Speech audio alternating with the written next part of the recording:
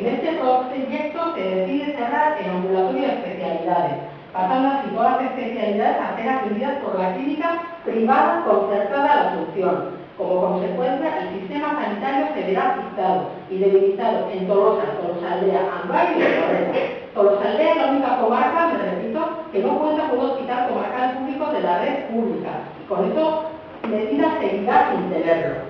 La comarca de Tolosaldea tiene suficiente fuerza y peso demográfico para tener un hospital comarcal público, como todos los demás, que nos garantice un servicio de atención de la misma calidad que en el resto de las comarcas. Por todo ello, presentamos esta moción para que el Ayuntamiento de Andoain la apruebe el Pleno.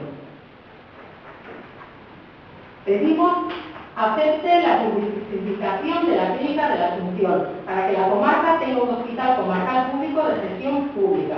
Exigimos que esta atención sanitaria garantice el mismo nivel de calidad que se ofrece en las demás comarcas. Reclamamos que se cree una mesa de trabajo con todas las partes: Departamento de Sanidad, representantes de los trabajadores, Diputación Foral de Guipúzcoa, Ayuntamientos de comarca y una representación de la coordinadora, para que definan la publicación de la función.